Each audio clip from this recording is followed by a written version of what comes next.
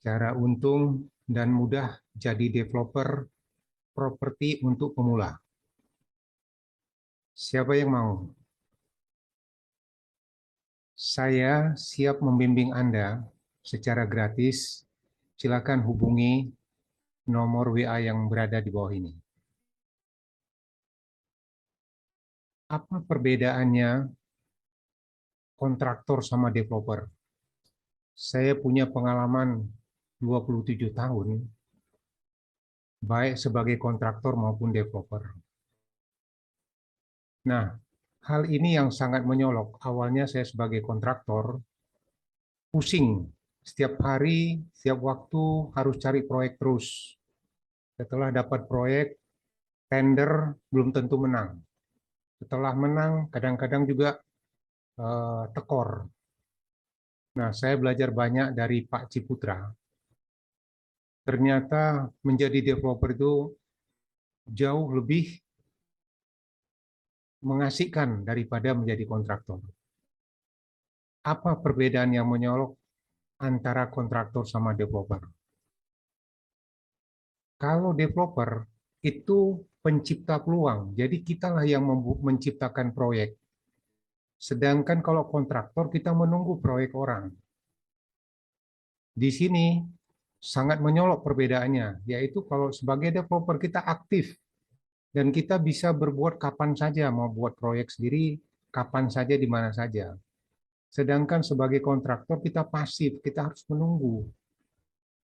Nah, hasilnya jelas developer lebih besar hasilnya daripada kontraktor. Lalu developer itu sebenarnya dia melakukan investasi terutama untuk tanah-tanah yang luas, yang besar ya. Sedangkan kontraktor masih ada unsurnya spekulasi. Kalau misalnya harga-harga material pada naik, nah itu bisa-bisa rugi. Sedangkan developer material naik nggak apa-apa, harga tanahnya bisa naik lagi gitu. Nah ini perbedaan yang menyolok antara kontraktor dan developer. Lalu kenapa properti ya? Nah, properti itu seperti yang sudah saya gambarkan di sebelah kiri. Ini adalah uh, catatan proyek saya tahun 2006 sampai 2015 ya. Nah, kelihatannya harganya terus naik. Ya, ini kenyataan ini. Ya. Yang paling pertama, kenapa harus properti? Kita dapat bonus. Bonus itu kenaikan dari uh, harga jual beli kita, dan kita juga bisa dapatkan cash flow gaji ya dalam bentuk kalau ini kita sewakan dan nilainya besar. Jadi satu proyek saja sudah cukup. Ya. Kemudian nilai propertinya naik relatif stabil, hampir nggak ada spekulasi. Kemudian kita bisa menggunakan modal perbankan, baik KPR maupun yang lain-lainnya. Nah, kemudian jika kita beli dengan menggunakan KPR, kita bisa refinance, artinya di KPR-kan ulang untuk menambah eh, pinjaman kita. Pinjaman itu akan naik sesuai dengan kenaikan nilai properti itu gitu. Nah, dia unik. Nah, properti ini unik. Properti ini tidak ada, hampir tidak ada persaingan di lokasi tersebut ya. Jadi artinya satu-satunya lokasi di dunia ini seperti rumah Anda ya cuma ada di rumah Anda. Jadi sulit mengatakan bahwa bersaing di dalam properti itu karena lokasi itulah yang menentukan dan mencari lokasi pembanding itu agak sulit gitu. Kemudian bisnisnya bisa berjalan dengan sedikit waktu. Artinya kalau kita menjadi developer itu waktu kita tidak terlalu harus full time ya. Dengan sedikit waktu, tenaga, pikiran, modal juga tidak perlu terlalu besar ya. Lalu aset tanah kita itu bisa melindungi properti kita itu bisa lebih besar daripada kenaikan inflasi. Nah, menariknya di properti itu kita pegang aset. kita pegang barangnya, ada sertifikatnya, tanahnya kita inikan, dan dia nggak bisa lari, nggak bisa dicuri orang gitu. Relatif risikonya lebih kecil, dan pengalaman saya berkali-kali mengalami di bisnis-bisnis sektori lainnya saya banyak mengalami kerugian. Di bisnis properti hasilnya lebih baik. Kalaupun saya salah, dia masih maafkan. Artinya masih memberi keuntungan. Ini pengalaman yang saya rasakan. Lihat ini apa yang dilakukan oleh pionir kita ya, Pak Ciputra. Jadi Pak Ciputra ini membangun proyek yang begini besar, ya, sampai 2.000 hektar gitu ya, dan ini banyak di mana-mana. Beliau ini sebenarnya adalah tuan tanah. Ya bagaimana mereka membeli tanah di depan di pinggir jalan ini mungkin bisa 5 juta atau 10 juta per meter, tapi di dalam ini mungkin hanya 50.000 meter gitu. Inilah, padahal harga jualnya di depan sama belakang sama. Inilah hebatnya menjadi developer properti. Oke, jadi skemanya secara garis besar ya menjadi developer. Jadi kalau tanah-tanah yang tidak dikembangkan oleh developer, harganya cenderung landai di bawah ya. Nah, tapi kalau tanah-tanah yang dikembangkan seperti ini, seperti gambar proyek perumahan Pak Ciputra, harga tanahnya pasti naik. Dan ini ada selisih nilai yang cukup tinggi. Kenapa? Karena tanah ini itu yang namanya pengembang atau developer ya. Dari lahan mentah dibuat satu rencana. Lihat dulu apa rencana Pemda, tata ruangnya bagaimana. Nah, kalau cocok kita bisa mulai membeli tanah di situ. Kemudian kita buat perencanaan, kita urus perizinannya, kemudian kita bebaskan bertahap tanahnya, lalu kita bangun bertahap dan kita jual bertahap.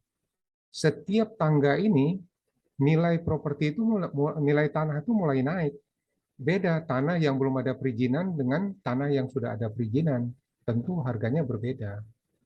Nah, inilah yang dikatakan peluang-peluang seperti ini itu adalah investasi yang menciptakan peluang ya, yang sebelah kiri ini. Jadi proses yang sebelah kiri ini adalah proses yang menciptakan peluang. Sedangkan kalau kita menunggu setelah jadi developer kita beli, itu menunggu peluang dan ada unsurnya spekulasi karena harganya kita sudah nggak bisa rencanakan.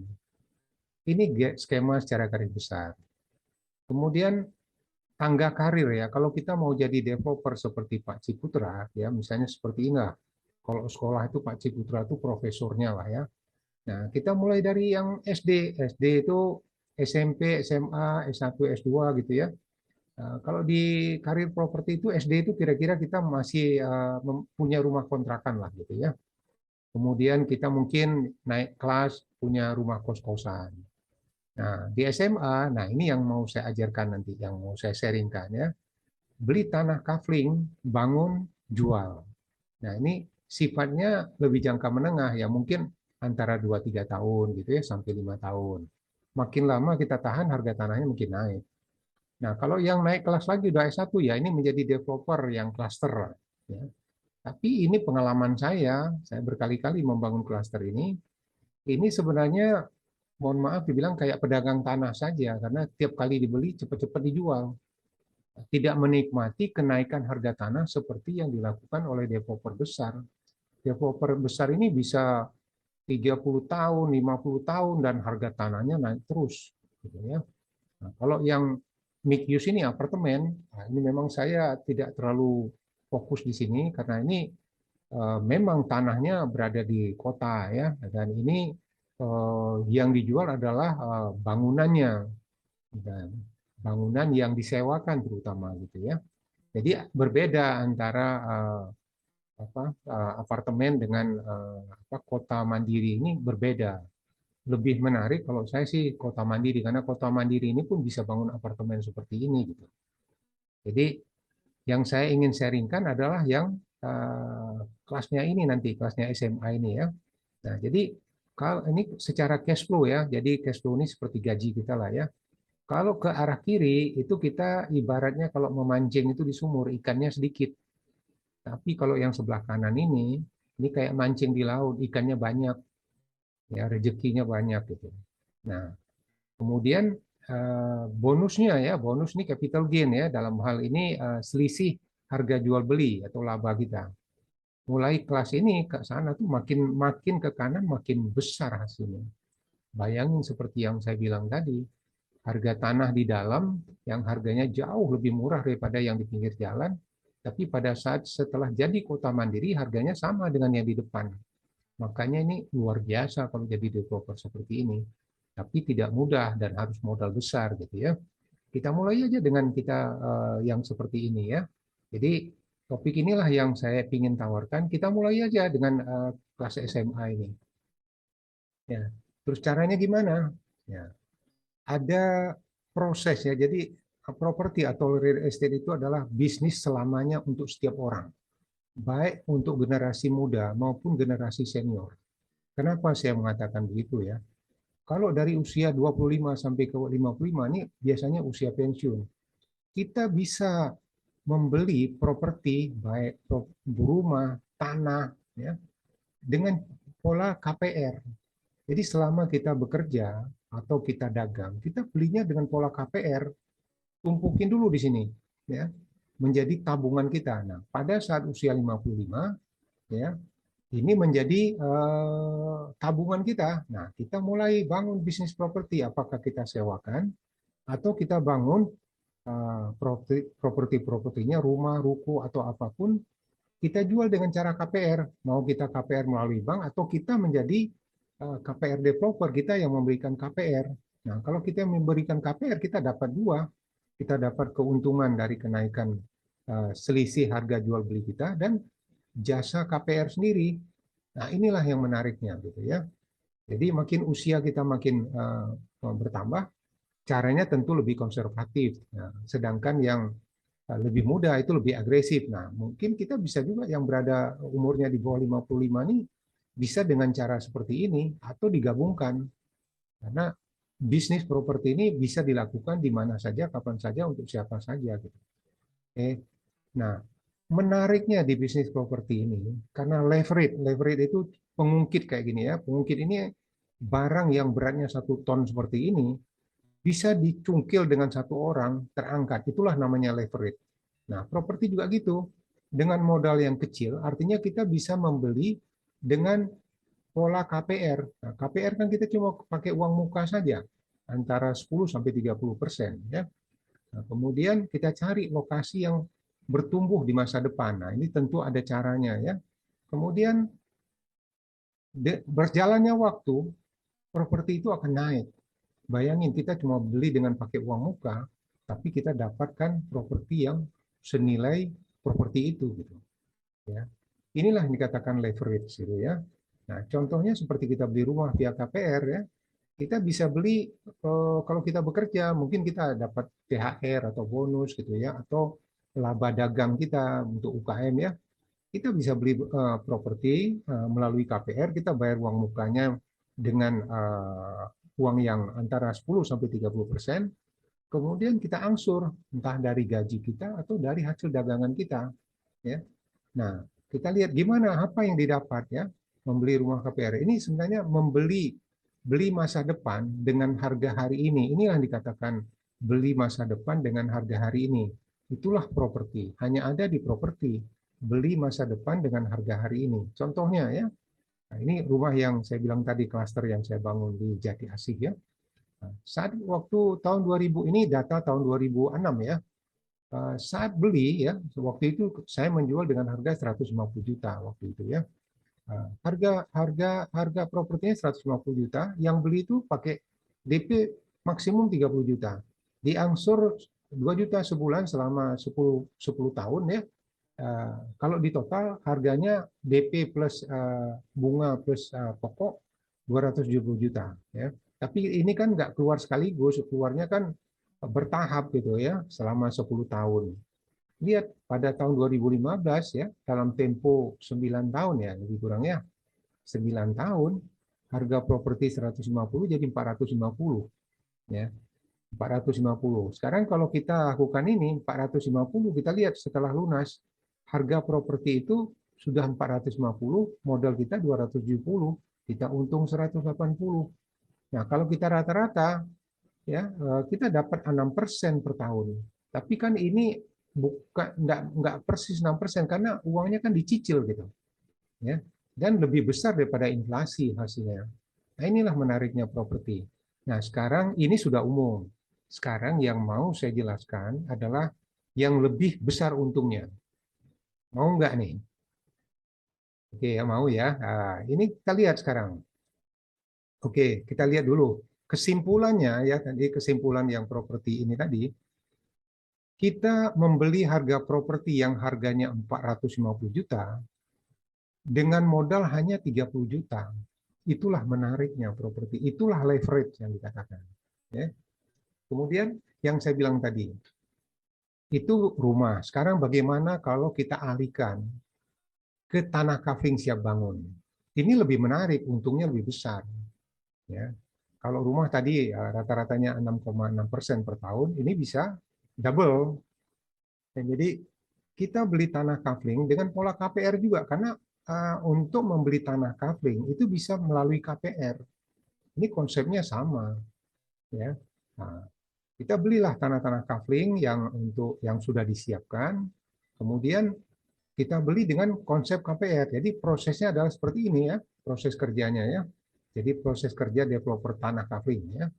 Kita beli tanah kafling dengan KPR ya, uang katakanlah 30% uang mukanya ya. Tahan sambil jual. Jadi artinya setelah kita beli, kan kita bayar cicil KPR ini kan tidak sekaligus tiap bulan saja. Sambil berjalan, katakanlah kita ambil 10 tahun, ya 2 tahun kemudian kita jual sambil santai, ada yang mau beli, baru kita bangun rumahnya. Makin lama tidak terjual, makin naik harganya. Ya, artinya untung kita makin besar gitu. Nanti baru dijual. Nah, juallah via KPR.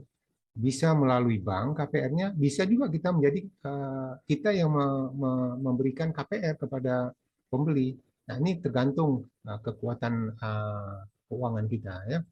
Jadi caranya adalah Anda beli tanah kapling via KPR ya. Misalnya ini masih data tahun 2006 itu ya. Saat beli itu kita beli tanah kapling harganya 60 juta. Tadi kan rumahnya 150 juta. Jadi kalau tanah saja itu 60 juta. Kita bayar DP 15 juta, angsuran 750.000 per bulan selama 10 tahun. Harganya totalnya menjadi 105 ya. Jadi harga 60 ini menjadi 105 karena ada bunga bank dan pokok gitu ya. Nah, kita lihat setelah itu pada tahun 2015 harga rumah kan 450 juta tadi, ya kan? Nah, sekarang kita beli tanah ini setelah katakanlah selama 10 tahun kita cicil nggak kita ini baru kita jual di tahun 2015. Kita jual di 2015 harganya 450 juta, itu adalah harga rumah dan tanah. Nah, untuk membangun rumah itu kira-kira 100 hanya 90 juta aja untuk membangun rumah, ya. Rumahnya tipe 45 lah, ya. Jadi kalau 90 juta tambah 105 juta, berarti 195 juta. Harga jual 450 juta. Kita dapat untung 225 juta. Dengan kata lain, kalau selama 10 tahun ini kita proses sambil jual, kita dapat 13% per tahun. Tadi kan kalau rumah dapatnya 6,6%. Sekarang kalau tanah dapatnya 13%, berarti 2 kali lipat. Mana yang lebih menarik? Ya. Ini peluang, dan ini banyak yang belum disadari, dan ini bisa dilakukan oleh siapa saja. Lebih mudah melakukan menjadi developer tanah kafling daripada menjadi developer cluster-cluster. Ya. Nah, kita lihat kalau harga tanah, ya, harga tanah itu cenderung naik terus. Yang turun tuh harga bangunan. Jadi kalau kita membeli tanah kafling, kita nggak perlu khawatir karena nggak ada bangunannya. Biarin aja makin lama harga makin naik. Ya. Memang ada harga bangunan naik ya, tapi nggak kalah lah, kenaikan harga bangunan dengan harga tanah itu lebih naik, lebih tinggi harga tanah naiknya. Oke.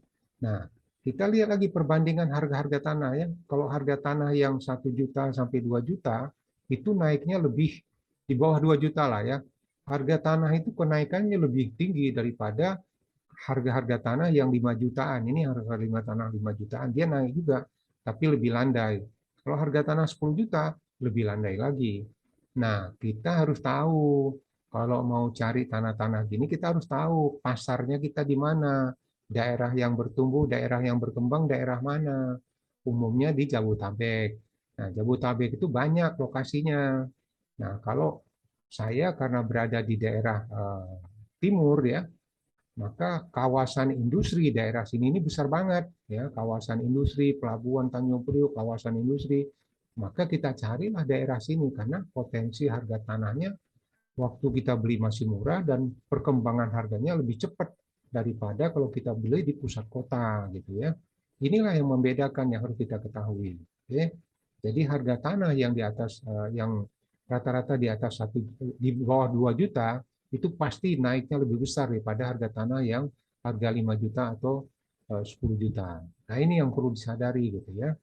Nah, apa perbandingannya kalau kita membangun ya menjadi developer tanah kapling dengan menjadi developer cluster ya. Kalau cluster ini kan sudah S1 tadi ya, kalau tanah kapling ini masih SMA levelnya. Kita lihat cara modal ya. Modalnya kalau di cluster ini pasti lebih besar. Meskipun kerjasama dengan tuan tanah, tapi tetap modalnya lebih besar.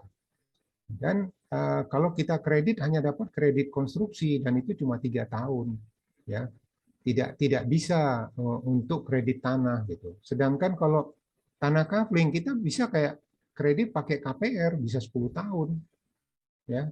Nah, kalau kita punya kekuatan DP misalnya 2 kafling atau 3 kafling ya sama juga gitu. Toh ini juga kalau kita bangun kan nggak langsung bisa kita jual semua. Ini kan bisa bertahap gitu. Jadi secara cash flow lebih enak ini gitu. Kemudian labanya, ini pengalaman saya ya, kelihatannya aja labanya besar, tapi karena operasionalnya banyak, lama ya, bisa 2 tahun, 3 tahun, kadang-kadang sampai 4 tahun baru selesai. Akhirnya kegerus dengan biaya operasional. Ujung-ujungnya labanya jadi kecil. Kalau di sini hampir nggak ada, biaya operasionalnya kecil banget, karena nggak ada orang kerjanya pun sedikit banget. Kita ngelolanya pun santai banget gitu. Kalau ini harus ditungguin terus gitu. Kemudian desainnya juga ini nggak gampang kita main desain ini karena ada fasum-fasum, kemudian mana daerah yang hooknya yang mana, yang sulit dijual yang mana, lebih sulit. Kalau ini kan kita tinggal pilih, mau yang mana kita pilih itu yang kita beli. Jadi sudah matang gitu. Kalau kita ngitung biaya operasi RAB-nya, rencana anggaran bangunannya, ini lebih rumit dan ada unsur spekulasi. Kalau harganya harga bangunan naik, kita bisa rugi nih. Kalau di sini lebih sederhana, kapan ada yang beli baru kita bangun. Ya. Kemudian perizinan, nah ini yang ruwet banget nih. Izin ini bisa site plan, IMB, pecah sertifikat ya. Sertifikat juga dari itu harus di HGB-in dulu, baru SHM gitu ya. Di klaster ini banyak sekali syaratnya, banyak sekali dan biayanya semua harus dibayar di muka. Dan biayanya juga besar, waktunya lama. Ya, belum lagi kadang-kadang juga ada yang nggak beres ngurusin ini gitu. Sedangkan di sini lebih gampang karena yang diurus cuma 1 kafling, 2 kafling, cuma ngurus IMB. Kemudian kita datang ke notaris AJB, biayanya lebih kecil, lebih terkontrol. Ya. Kemudian sarana ini berbentuk sarana pasos-pasum ya, jalan, saluran, PLN ya. Ini di sini kita harus siapkan. Kalau enggak ada jalan, enggak ada pasos-pasum, gimana mau diinikan? Dan ini bukan biaya kecil gitu. Sedangkan di sini kita sudah menggunakan apa yang sudah jadi. Umumnya tanah-tanah kafling yang disiapkan ini sudah ada semua, jadi nggak repot kita. Kemudian penjualan ya, ini karena penjualan harus promosi terus, pasang banner yang ke sana kemari, lebih lama. Ini lebih simpel, kita bisa uh, melalui WA ke teman-teman saja, ke relasi kita WA-in, barangkali lebih gampang ini menjualnya gitu. Kemudian masalah lingkungan, sosial lingkungan ya, nah, ini pasti ada. Ya, ada saja nih masalah lingkungannya, yang ini, yang itu, yang 17-an, yang macam-macam gitu ya. Di sini hampir nggak ada, kalaupun ada kecil banget. Risiko juga gitu, ya risiko. Karena ini satu lokasi, kalau ada apa-apa dengan lokasi ini bisa mandek nih proyek ini gitu. Ya, jadi lebih besar gitu. Sedangkan ini karena kita bisa pecah di banyak lokasi. Katakanlah satu lokasi kita beli satu kapling, kita cari 10 lokasi, jadi kita risikonya lebih terpecah gitu. Nah ini perbandingan yang menyolok. Makanya untuk menjadi developer tanah kapling ini jauh lebih gampang. Artinya kalau tinggal membeli tanah kapling, Anda tinggal cari konsumen bangun, dan ini lebih gampang. Ini perbedaan yang menyolok gitu ya. Jadi yang klaster ini pengalaman saya pun cukup lama di sini ya. Kebanyakan kita menjadi pedagang tanah, kita mau cepat-cepat laku, kita cepat-cepat jual, tapi kita nggak dapat menikmati kenaikan harga tanah. Kalau di sini kita santai aja, makin lama makin bagus. Kalau di sini kita nggak cepat-cepat nggak bisa nutupin biaya kredit dari bank ini nanti, ya atau mungkin tuan tanahnya minta dibayar gitu ya. Nah inilah perbedaan yang sangat menyolok itu. Kemudian alternatif sumber modal, nah ini bisa menjadi alternatif. Bisa tadi kita modalnya pakai kita beli pakai KPR, KPR terhadap tanah kapling yang kita mau beli. Bisa juga kalau kita punya aset sendiri ya, kita punya properti sendiri ya. Nah, properti kita itu yang kita KPR-kan. Nah, uang dari KPR itu kita gunakanlah untuk membeli tanah kapling. Ya, jadi setelah kita beli tanah kapling, lalu kita ajukan ke bank di refinance supaya kita dapat modal dari bank lagi. Jadi artinya dengan satu modal dari properti kita, kita bisa dapat dua. Yang satu kita beli pakai uang kita sendiri, yang satu kita beli pakai KPR.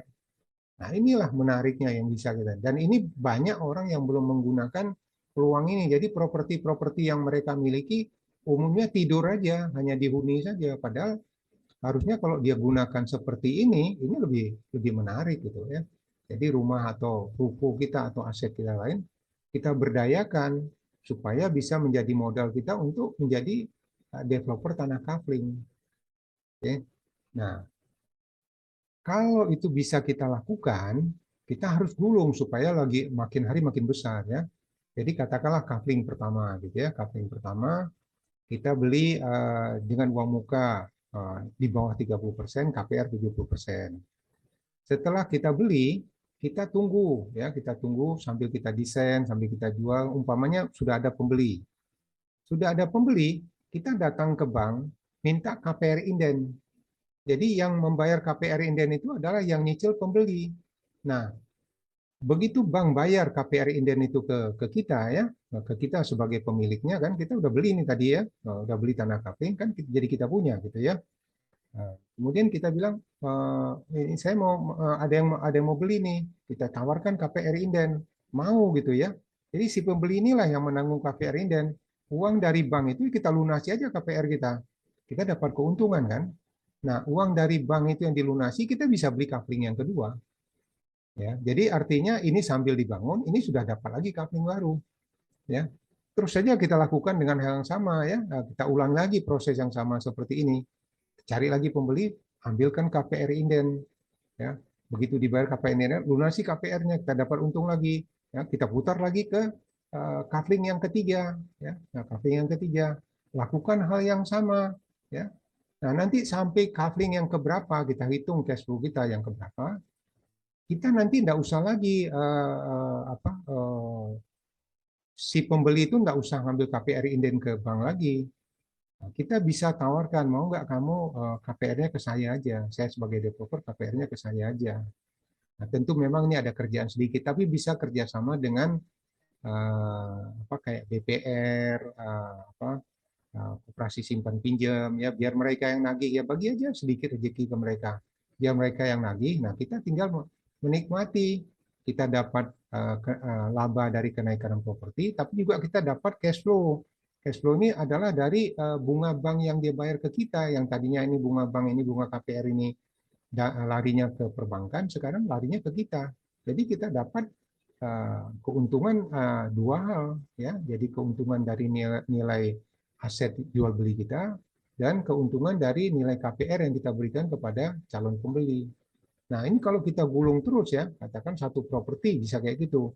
Kalau dua properti sudah menarik lagi. Kalau tiga properti lebih oke lagi. Kalau Anda sudah menjadi satu developer naik kelas jadi menjadi S1, udah banyak ada 25 properti mungkin ya. Ini hasilnya kan sudah lebih bagus ya. Nah, Ini yang dikatakan bagaimana kita mengembangkan modal kita, aset-aset rumah kita yang masih nganggur, bisa kita putar di properti yang risikonya lebih kecil.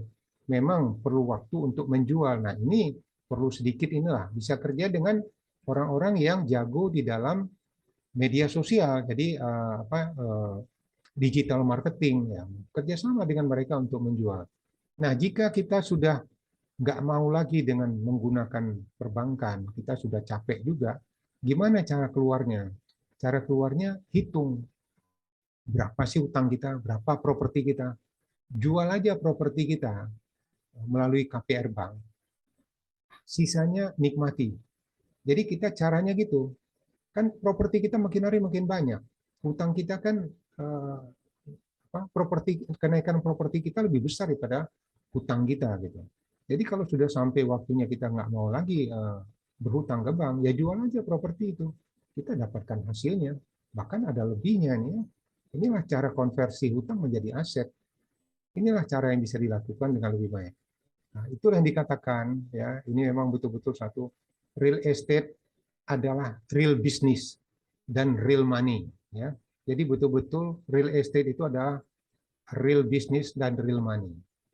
Inilah pengalaman yang saya jalani beberapa waktu yang lalu, dan bukti kalau kita sudah lulus di dalam bisnis kita itu ya yang kita pegang ijazahnya dalam bentuk sertifikat tanah, bukan ijazah dari universitas gitu ya.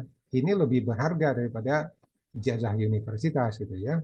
Nah, lalu semua itu ya teori kalau tanpa dipraktekkan itu hanya sekedar teori saja. Maka teori yang saya sampaikan silahkan praktekkan ya. Ya, Anda kalau mau praktek saya sudah siapkan ini ada tanah-tanah kafling di daerah Mustika Jaya ya dekat Grand Wisata. Anda bisa hubungi nomor ini untuk belajar di situ dan saya siap bimbing. Kalau Anda mau belajar, saya siap bimbing dan itu gratis. Demikian sharing yang bisa saya sampaikan. Semoga sharing ini bermanfaat